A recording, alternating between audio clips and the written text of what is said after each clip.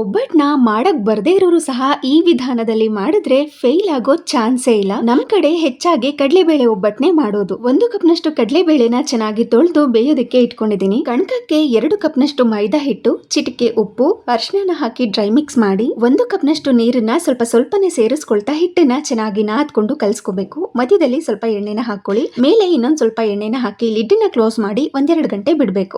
ಬೆಂದಿರುವಂತ ಕಡಲೆಬೇಳೆನ ಶೋಧಿಸ್ಕೊಂಡು ಸಂಪೂರ್ಣವಾಗಿ ತಣ್ಣಗಾಗೋದಕ್ಕೆ ಬಿಡಬೇಕು. ತಣ್ಣಗಾದ್ಮೇಲೆ ಮಿಕ್ಸಿ ಜಾರ್ಗೆ ಹಾಕಿ 1/4 ಕಪ್ನಷ್ಟು ಬೆಲ್ಲ, ಏಲಕ್ಕಿ ಪುಡಿ, ತೆಂಗಿನಕಾಯಿ ತುರಿನ ಹಾಕಿ ನುಣ್ಣಗೆ ರುಬ್ಕೋಬೇಕು. ಬೆಂದಿರುವಂತ ಬೇಳೆ, ಬೆಲ್ಲ, ತೆಂಗಿನಕಾಯಿನೆಲ್ಲ ಕುದಿಸ್ಕೊಳ್ಳೋ ಅಗತ್ಯನೇ ಇಲ್ಲ. ನೇರವಾಗಿ ಮಿಕ್ಸಿ ಜಾರ್ಗೆ ಹಾಕಿ ರುಬ್ಕೊಂಡು ಉಂಡೆ ಕಟ್ಕೊಂಡ್ರೆ ಕಡಲೆಬೇಳೆ ಹೋಳಿಗೆ ಹೂರ್ಣ ತಯಾರಾಗಿರುತ್ತೆ. 2 ಗಂಟೆ ಆದ್ಮೇಲೆ ಕಣ್ಕ ಕೂಡ ರಬ್ಬರ್ ತರ ರೆಡಿ ಇರುತ್ತೆ.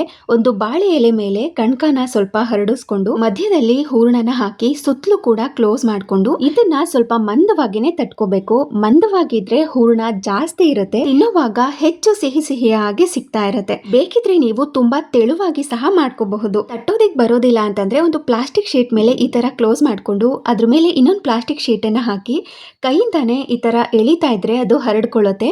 ಅದಾದ ನಂತರ ನೀವು ಬೇಯಿಸ್ಕೊಂಡ್ರೆ ಕಡಲೆಬೇಳೆ ಹೋಳಿಗೆ ರೆಡಿ ಆಗಿರುತ್ತೆ.